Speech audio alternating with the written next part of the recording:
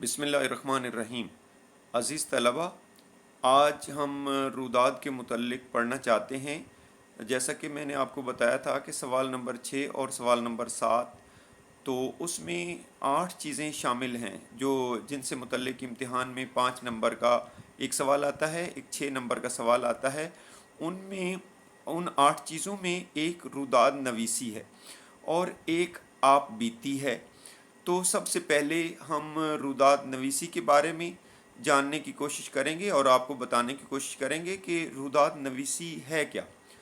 English में report writing या report निगारी जिसको कहा जाता है, तो उर्दू में वो रुदात नवीसी होता है। तो सबसे पहले हम जानते हैं कि ये होती क्या है रुदात नवीसी, इसकी डेफिनेशन, इसकी तारीफ़ जानते हैं।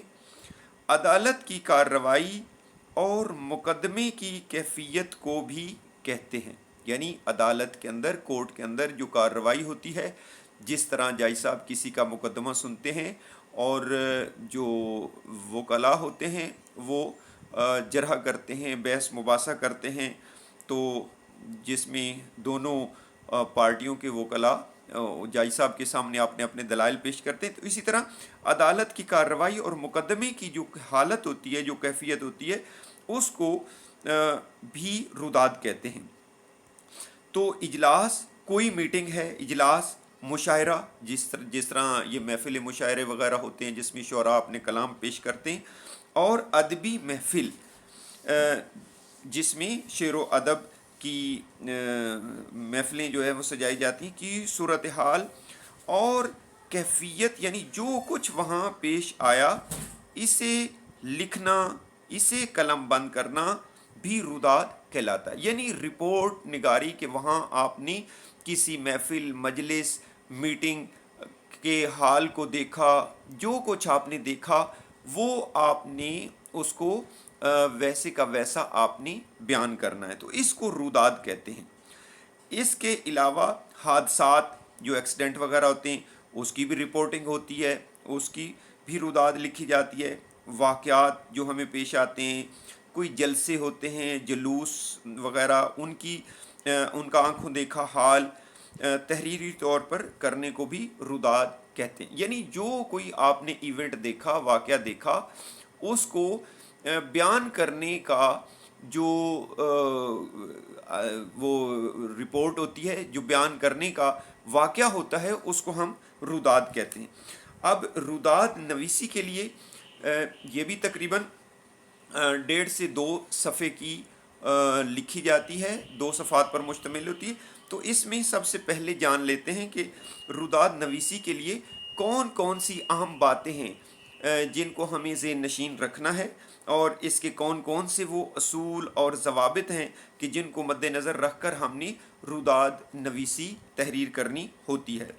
अच्छा, इसमें जनाब पहले तो ये है कि लिखने वाले का मुशाहिदा गहरा होना चाहिए। जो रुदात लिख रहा है, रिपोर्टिंग कर रहा है या लिख रहा है, तो उसकी ऑब्ज़र्वेशन, उसका मुशाहिदा बड़ा गहरा होना चाहिए। नज़र वसी और अंदाज़ अछूता हो, जो बात करने का, बयान करने का अंदाज़ हो वो बिल्कुल मतलब अछूता हो, बहुत दिल को अच्छा लगने वाला हो, खूबसूरत हो।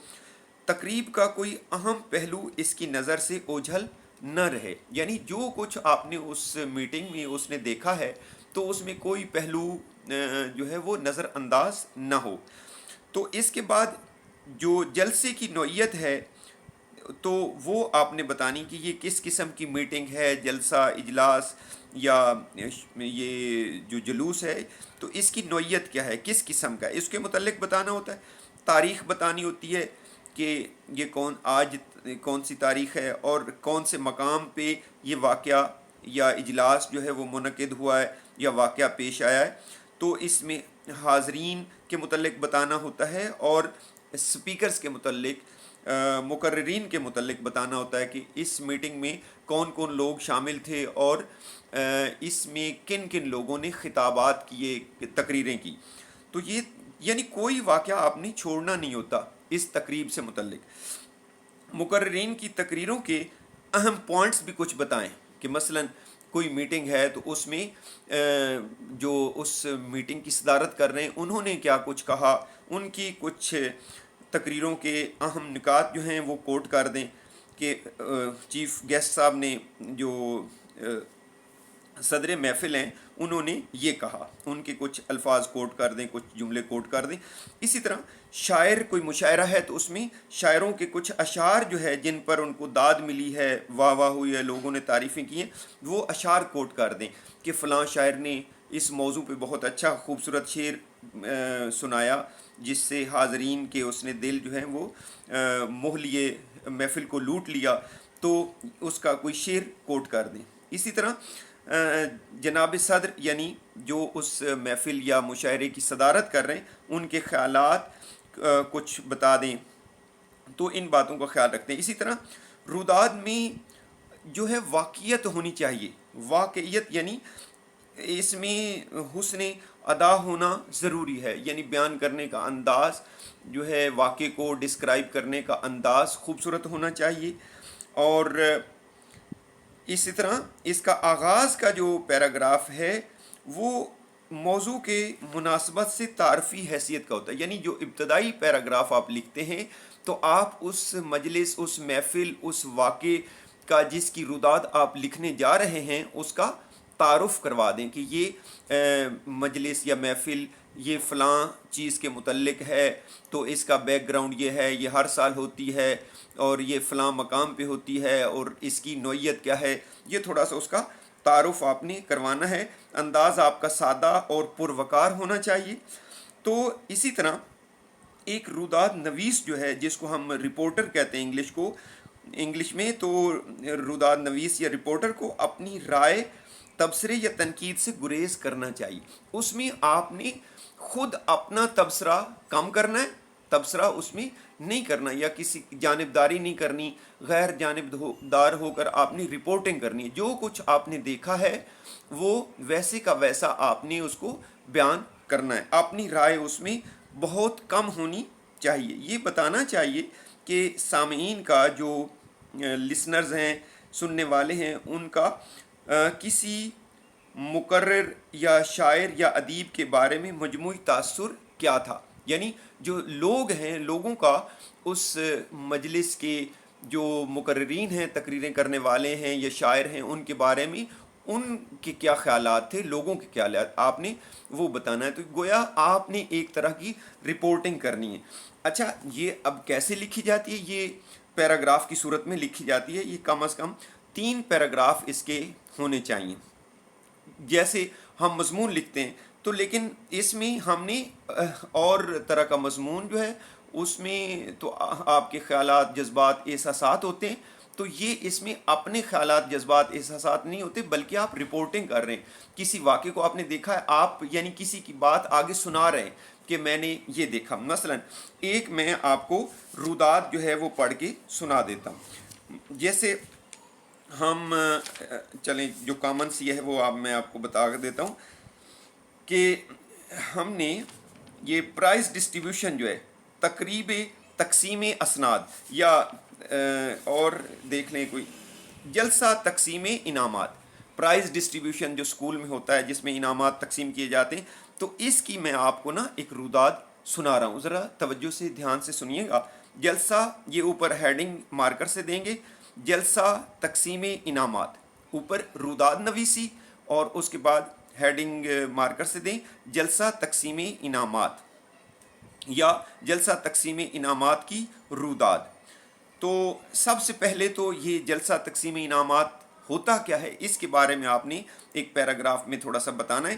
انسان کی محنت کا پھل اسے سرشار کر جاتا ہے، اسے خوش کر دیتا ہے، مست کر جاتا ہے، اسے کام کی تکمیل پر حسب توقع نتائج نکلنے پر جو خوشی حاصل ہوتی ہے اسے کسی پیمانے سے ناپا نہیں جا سکتا، یعنی انسان کی کامیابی کے بعد جو اس کو خوشی حاصل ہوتی ہے اس کا ناپنے کا پیمانہ کوئی نہیں، وہ بہت زیادہ ہوتی۔ یہی کیفیت اسی دن ہوتی ہے جب طلبہ سارا سال محنت سے تعلیم حاصل کرنے کے بعد انعامات حاصل کرتے ہیں۔ اب یہ جلسہ تقسیم انعامات کے بارے میں بتا دیا گیا کہ وہ انسان کو پورے سال کی محنت کے بعد کامیابی جو حاصل ہوتی ہے تو اس خوشی کے نتیجے میں ان کو انعامات دیے جاتے ہیں۔ یہ ہو گیا۔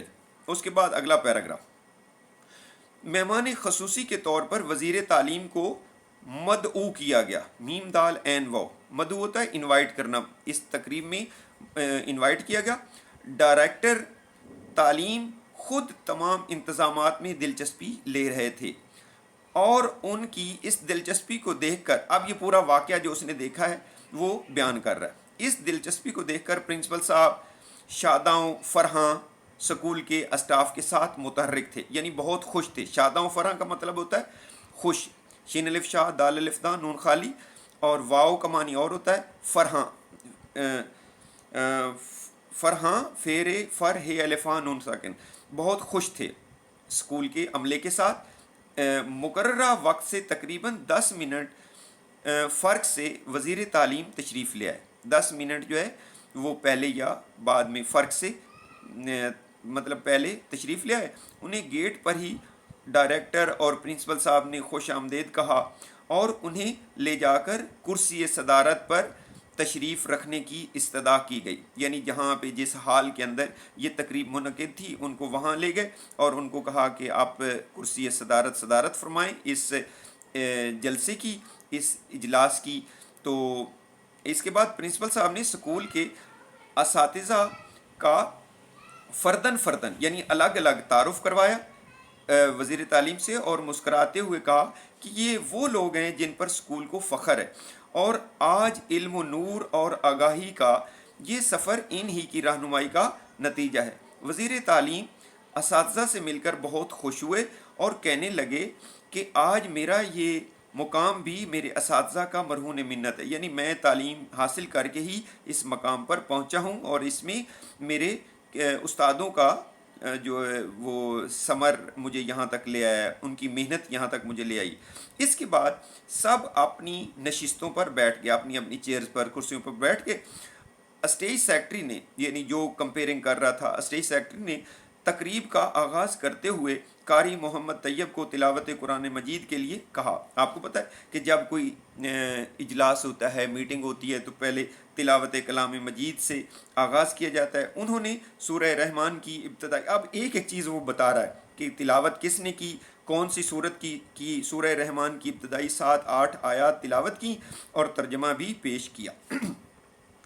ان کی قرات اور آواز نے ایک سحر طاری کر دیا، یعنی بہت خوبصورت آواز تھی تو لوگوں پر ایک سحر طاری ہو گیا، لوگ مطلب مست ہو گئے اور بے اختیار لوگوں کی زبان سے تحسین و آفرین، یعنی لوگ جب خوش ہوتے ہیں تو کہتے ہیں سبحان اللہ، اللہ اکبر، تو تحسین و آفرین اور سبحان اللہ کی آوازیں بلند ہوئیں۔ ان کے بعد آقائے نامدار، فخر موجودات، امام الانبیاء حضور سرور کائنات کی بارگاہ میں نعت پیش کی گئی۔ آپ کو پتہ ہے کہ تلاوت کے بعد نعت کسی محفل یا مجلس کی رونق ہوتی ہے، تو نعت پیش کی گئی۔ یہ سعادت میٹرک کے طالب علم رشید عثمانی کے حصے میں آئی۔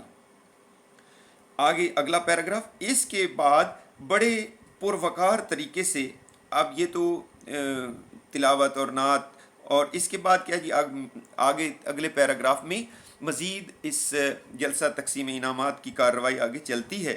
اس کے بعد بڑے پروقار طریقے سے تقسیم اسناد کا سلسلہ شروع ہوا، یعنی سرٹیفکیٹس کی ڈسٹریبیوشن، جو ہم انعامات اناؤنس کرتے ہیں کہ جی فلاں کلاس کے طالب علم نے پہلی پوزیشن حاصل کی، اس کے بعد دوسری پوزیشن فلاں طالب علم نے کی، تیسری فلاں نے کی، تو پھر اس طرح باری باری ہر کلاس یا اوورآل اسکول کا نتیجہ جو ہے وہ بیان کیا جاتا ہے۔ اچھا، وزیر تعلیم ایک ایک طالب علم کو سند دیتے رہے، سند کہتے ہیں وہی سرٹیفکیٹ جو ہوتا ہے میٹرک کے بعد یا ایف ایس سی کے بعد جو بورڈ کی طرف سے ملتا ہے سند، وہ مارک شیٹ۔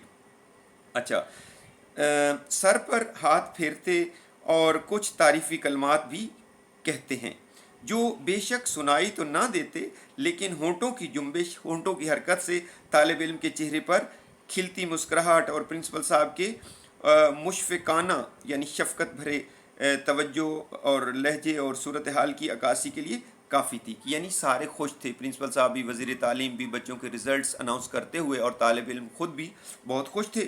مختصر یہ کہ ہر طالب علم کو اس کا صلہ مل گیا. اب آخری اگلا پیراگراف، یعنی 3 4 5 پیراگراف جتنے آپ نے نئی بات کرنی ہے نیا پیراگراف بنا لے.